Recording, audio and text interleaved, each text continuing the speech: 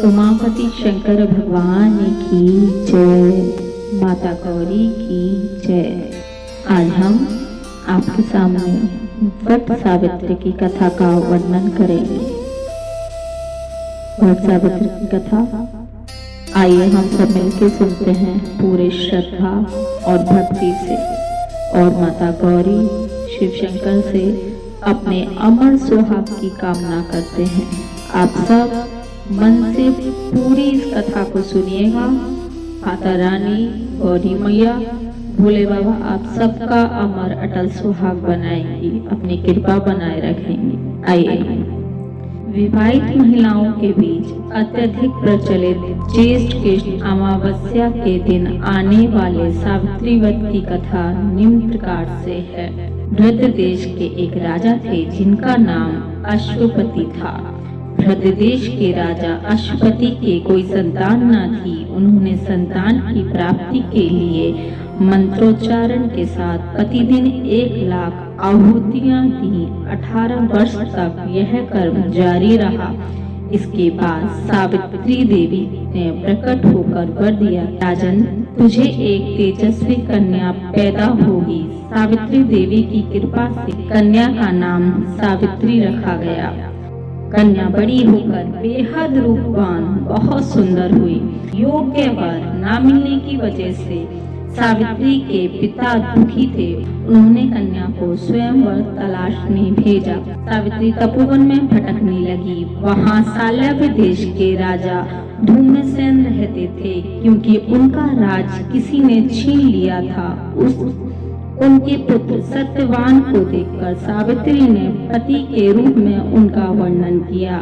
ऋषिराज नारद को जब यह बात पता चली तो वह राजा अश्वपति के पास पहुँचे और कहा कि हे राजन, यह क्या कर रहे हैं आप?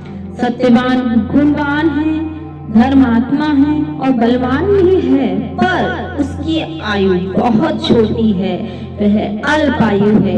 1 वर्ष के बाद ही उसकी मृत्यु हो जाएगी। ऋषिराज नारद की बात सुनकर राजा अश्वपति घोर चिंता में डूब गए। सावित्री ने उनसे कारण पूछा तो राजा ने कहा, पुत्री तुमने जिस राजकुमार को अपने वर के रूप में चुना है वह अल्पायु है। तुम्हें किसी और को अपना जीवन साथी बनाना चाहिए। इस पर सावित्री ने कहा कि पिताजी, आर्य कन्या अपने पति का एक बारी वरण करती है, राजा एक बारी आज्ञा देता है और पंडित एक बारी प्रतिज्ञा करते हैं और कन्यादान भी एक बार ही किया जाता है। सावित्री हट करने लगी और बोली, मैं सत्यवान से ही विवाह करूंगी। राजा अश्वपति ने सावित्री का विवाह सत्यवान से करा दिया। सावित्री अपने ससुराल पहुंचते ही सास ससुर की सेवा करने लगी। समय बीतता चला गया। नारद मुनि ने सावित्री को पहले ही सत्यवान की मृत्यु के दिन के बारे में बता दिया था। वह दिन जैसे जैसे करीब आने लगा, सावित्री अधीर होने लगी। उन्होंने 3 दिन पहले से ही उपवास शुरू कर दिया। नारद मुनि द्वारा कथित निश्चित तिथि पर पितरों का पूजन किया। हर दिन की तरह सत्यवान उस दिन भी लकड़ी काटने जंगल चले गए। साथ में सावित्री भी गई। जंगल में पहुंचकर सत्यवान लकड़ी काटने के लिए एक पेड़ पर चढ़ गए। तभी उसके सिर में तेज दर्द होने लगा। दर्द से व्याकुल सत्यवान पेड़ से नीचे उतर गए। सावित्री अपना भविष्य समझ गई। सत्यवान के सिर को गोद में रखकर सावित्री सत्यवान का सिर सहलाने लगी। तभी वहाँ यमराज आते दिखे। यमराज अपने साथ सत्यवान को ले जाने लगे। सावित्री भी उनके पीछे पीछे चल पड़ी।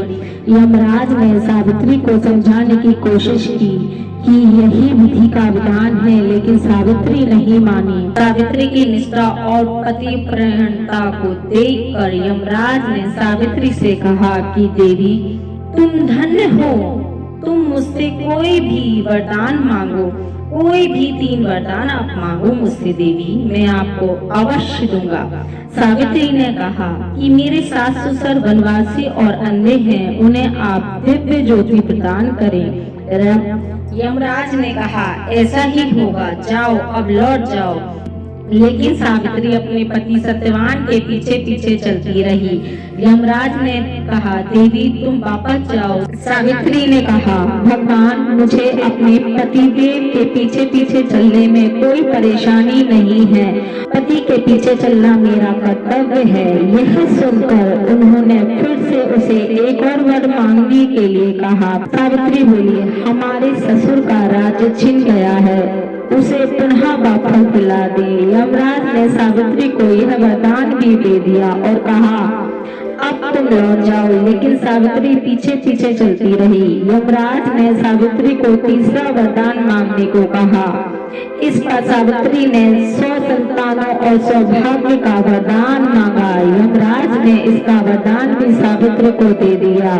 सावित्री ने यमराज से कहा कि प्रभु, मैं एक पतिव्रता पत्नी हूँ और आपने मुझे पुत्रवती होने का आशीर्वाद दिया है। यह सुनकर यमराज को सत्यवान के प्राण छोड़ने पड़े। यमराज अंतर्ध्यान हो गए और सावित्री उसी वट वृक्ष के पास आ गई जहाँ उसके पति का मृत शरीर पड़ा था। सत्यवान जीवित हो गया और दोनों खुशी खुशी अपने राज की ओर चल पड़े। दोनों जब घर पहुँचे तो देखा कि माता पिता को दिव्य ज्योति प्राप्त हो गई है। इस प्रकार सावित्री सत्यवान चिरकाल तक राज्य सुख भोगते रहे। अतः पतिव्रता सावित्री के अनुरूप ही प्रथम अपने सासुर का उचित पूजन करने के साथ ही अन्य विधियों को प्रारंभ करें।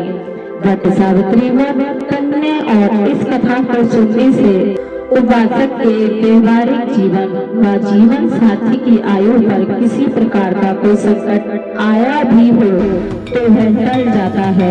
और उमापति शंकर भगवान की जय, सावित्री मैया की जय। आप सभी इस व्रत को पूरी श्रद्धा के साथ, पूरे विधि विधान के साथ करें और इस कथा को जरूर सुनें। माता पार्वती आपकी मनोकामना अवश्य पूर्ण करेगी। भोले बाबा की जय, उमापति शंकर भगवान की जय, गौरी मैया की जय।